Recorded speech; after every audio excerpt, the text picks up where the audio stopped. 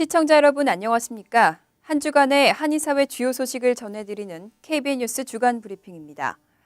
퍼거슨 사태가 추운 날씨와 추수감사절 연휴로 잠시 소강 상태에 접어들었습니다. 하지만 시민들의 시위는 백인과 아시안계 등 다른 인종들에도 번지면서 미 전역으로 확산되고 있습니다. 특히 대배심의 판결 직후에는 그 사태가 걷잡을 수 없이 악화됐는데요. 지난 한 주 퍼거슨시에서는 상점들이 전소되고 약탈까지 이어졌습니다. 한인 업소들도 예외는 아니었습니다. 박민기 기자가 보도합니다. 흑인 청년이 백인 경관에 총에 사망하면서 시작된 퍼거슨 사태가 점점 악화되어 인종 간의 대립으로 치닫고 있습니다. 퍼거슨 소방국은 뷰티 서플라이와 자동차 부품업소 등 밤새 25건의 화재가 발생했다고 밝혔습니다. 이 중에는 한인 업소도 포함된 것으로 알려졌습니다. 시카고 총영사관에 따르면 퍼거슨 인근 지역의 10여 개 한인 업소 중 6군데 정도가 폭동의 피해를 입은 것으로 확인됐습니다. 이처럼 피해자가 속출하고 가게가 전소되는 등 시위가 점점 과격해지자 사망한 마이클 브라운 주니어의 아버지 마이클 브라운 시니어 씨는 대배심의 판결에 화가 나지만 폭력이 정답은 아니라며 아들의 죽음을 헛되이 하고 싶지 않다는 뜻을 밝혔습니다. But hurting others or destroying property is not the answer. No matter what the grand jury decides, I do not want my son's death to be in vain. I want it to lead to incredible change, positive change, change that makes the St. Louis region better for everyone. 정부 인사들은 시위 행렬을 진정시키기 위해 평화 시위를 거듭 강조하고 있지만 시민들의 분노는 좀처럼 사그라들지 않고 있습니다. 시위는 워싱턴 DC와 뉴욕, 그리고 서부 최북단 시애틀시에서부터 남부 최남단 마이애미시에 이르기까지 인권활동가를 중심으로 대배심의 결정에 항의하는 대규모 시위가 동시다발적으로 열려 긴장이 고조되고 있습니다. 제이 닉슨 미주리 주지사는 시위 격화 가능성에 대비해 퍼거슨시의 주 방위군 수백 명을 추가로 투입했습니다. 이에 따라 퍼거슨에 투입된 전체 병력은 2,200여 명으로 늘어났습니다. KBN 뉴스 박민기입니다. 오바마 대통령이 이렇게 폭력적 양상으로 변하는 미주리주 사태에 대해 입장을 발표했습니다. 좌절감은 이해하지만 그래도 폭력 행위에 관용은 없다고 강조했습니다. 시카고를 방문한 오바마 대통령은 어제 연설에서 미주리주 퍼거슨시 사태를 언급하면서 시민들의 좌절감을 이해하지만 그렇다고 폭력 사태를 용인할 수는 없다고 강조했습니다. 오바마는 이 좌절감이 단순히 특정 사건에 대한 것이 아니라 많은 유색인종 공동체에 깊이 뿌리 박혀 있는 것이라며 하지만 좀 더 생산적인 방식으로 그러한 좌절감을 표현하는 방법도 있다고 말했습니다.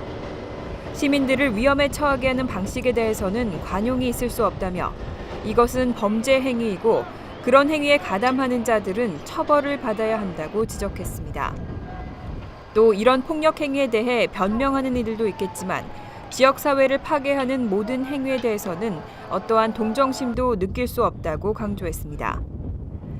오바마 대통령은 미주리주 대배심이 흑인 청년 마이클 브라운을 총으로 사살한 백인 경관 데런 윌슨에게 불기소 결정을 내린 직후 발표한 성명에서도 시위대의 진정을 촉구했습니다.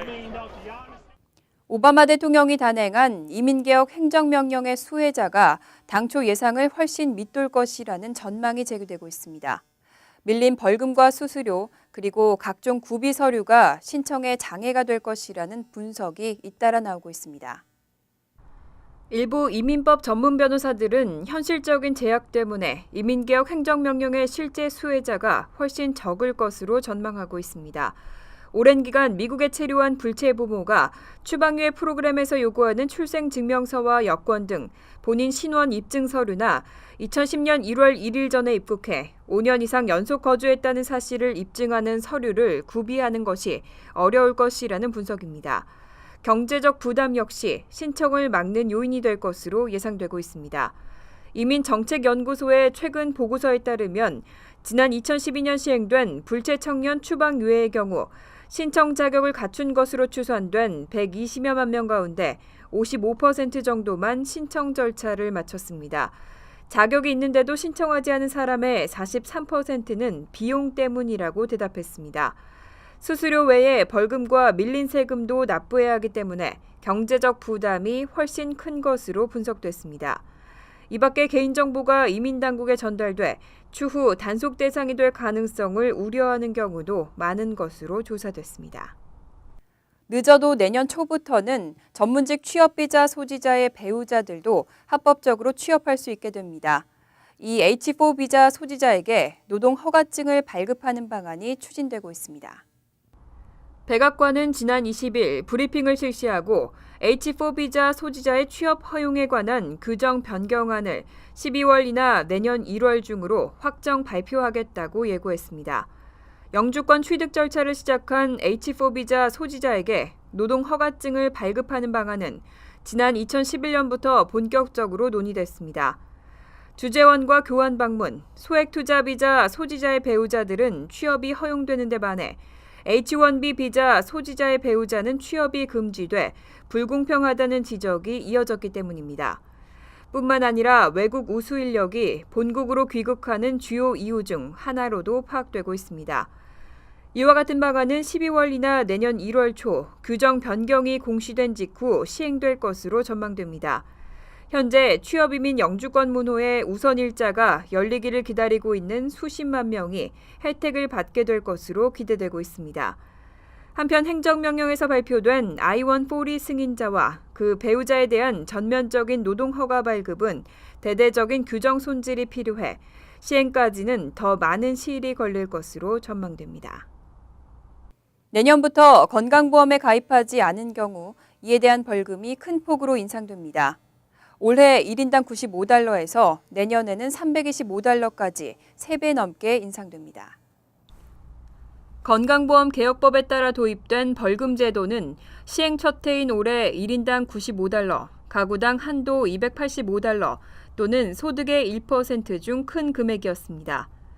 하지만 내년에는 325달러, 가구당 한도 975달러 또는 소득의 2% 중 큰 금액이 부과됩니다. 2016년에는 더 올라가 695달러, 가구당 한도 2,085달러 또는 소득의 2.5% 중 큰 금액을 내야 합니다. 조세정책센터가 운영하는 벌금 계산기에 따르면 연소득이 5만 달러인 독신자는 올해 399달러에서 내년 794달러, 2016년 986달러로 인상됩니다. 또 10만 달러 소득자의 경우 올해 899달러, 내년 1,794달러, 2016년 2,236달러까지 인상됩니다. 17세 이하 자녀가 2명 있는 부부의 경우 연소득이 5만 달러이면 올해 297달러에서 내년에는 975달러로 인상되고 그 다음 해에는 2,085달러를 내야 합니다. 소득에 따른 벌금 액수는 조세정책센터 웹사이트에서 계산할 수 있으며 벌금은 그 해분 소득세 신고 때 함께 납부합니다. 벌금을 내지 않을 경우에는 추후 소득세 환급액에서 공제됩니다. 내년 3월부터는 리버스 모기지를 받기가 더 어려워집니다. 이제는 리버스 모기지 신청자들에게도 소득과 크레딧 점수가 요구되는데요. 한인들의 노후 생활에도 타격이 클 것이라는 우려가 나오고 있습니다. 연방주택국은 내년 3월 2일부터 모든 리버스 모기지 신청자가 의무적으로 재정 상황 분석 절차를 밟도록 규정했습니다. 연방주택국은 정부 보증기금의 누수를 막기 위해 신청자의 크레딧과 수입, 현금 유동성을 확인하는 절차를 의무화했습니다. 내년 3월 2일부터 리버스 모기지 신청자에게는 세계 신용평가사로부터 취합한 크레딧 리포트와 재산세, 재난대비 보험료 불입 기록, 임금과 사회보장연금이나 부채 상황 등이 종합적으로 요구됩니다. 이러한 재정 상황의 분석 결과 신청자가 재산세나 재난보험료 등을 제때 납부하지 못할 것으로 평가되면 대출기관은 대출을 거절하거나 융자에게 상당 부분을 미리 떼어놓고 대출을 해주게 됩니다. 전국 리버스 모기지협회 회원사인 S&A 파이낸셜 측은 규정이 본격적으로 시행되면 많은 한인들이 리버스 모기지를 이용하지 못하게 될 것이라고 우려했습니다. 또 융자액을 뗀 뒤 대출을 받을 경우 현금 유동성이 크게 줄어들면서 노후 생활에 타격이 클 것이라고 전망했습니다. 미국의 주택거래 추이를 보여주는 잠정 주택매매 지수가 하락세를 보였습니다. 전문가들은 대부분 0.5% 상승한다고 예측했는데요. 완전히 빗나가며 4개월 만에 최저치를 기록했습니다. 미 부동산중개인협회는 10월 매매계약이 체결된 주택을 토대로 작성한 잠정 주택매매지수가 104.1로 9월 달보다 1.1% 내렸다고 밝혔습니다. 4개월 만에 최저치입니다. 주택매매지수는 지난 8월 1% 하락하고 나서 9월 0.6% 상승세로 반전한 바 있습니다. 하지만 10월 한 달 만에 다시 하락했습니다. 0.5% 상승을 점쳤던 시장 전문가들의 예측도 빗나갔습니다. 지역별로는 북동부 지역의 거래는 증가했지만 나머지 남부와 서부, 중서부 지역은 모두 감소했습니다. 다만 10월 달 주택 매매 지수는 1년 전과 비교하면 2.2% 오른 것입니다. 부동산 중개인협회 측은 주택 수요는 꾸준하지만 근로자의 임금 정체와 까다로운 대출 조건 등으로 상승 모멘텀을 타지 못하고 있다고 분석했습니다. 얼마 전 일본계 네티즌들이 백악관 민원 사이트에 일본군 위안부 기림비를 철거해달라는 민원을 올렸는데요. 이에 대해 백악관이 연방정부가 관여할 사안이 아니라고 대답했습니다. 또 독도 문제에 대해서도 어느 편도 들지 않겠다고 종전 입장을 강조했습니다.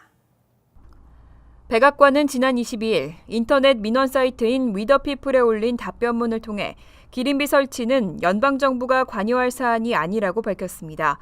일본계 네티즌들은 백악관의 민원 사이트에 글렌데일 공원에 설치된 일본군 위안부 기림비, 평화의 소녀상을 철거해달라는 청원을 올린 바 있습니다. 백악관은 이에 대해 지방공원에 기념물을 설치하는 등의 관할권은 지방정부가 가지고 있다고 답변했습니다. 아울러 독도 분쟁과 관련해 미국 정부는 어느 편도 들지 않는다는 종전 입장을 재차 강조했습니다. 백악관은 독도 영유권 다툼을 국제사법재판소에 제소해야 한다는 청원에 대해 이와 같이 대답하고 이 문제는 한국과 일본이 과거 자제심을 갖고 다뤄온 사안이라며 앞으로도 그럴 것으로 기대한다고 말했습니다. 연말 쇼핑 시즌이 시작됐습니다. 때로는 새벽부터 줄까지 서면서 좋은 세일 상품을 구입하기 위해 한바탕 난리가 벌어지기도 하는데요. 하지만 이런 연말연시가 데이터 해킹에 아주 좋은 시기라는 주의의 목소리도 나오고 있습니다. 특히 올해는 타겟과 홈디포, K마트 등 굴지의 대형업소들까지 줄줄이 고객 카드 정보를 해킹당했었죠. 스스로 청구서를 자주 점검하는 등 각별히 주의를 하셔야겠습니다. KBN 뉴스 주간 브리핑 여기서 마칩니다. 시청해 주신 여러분 고맙습니다.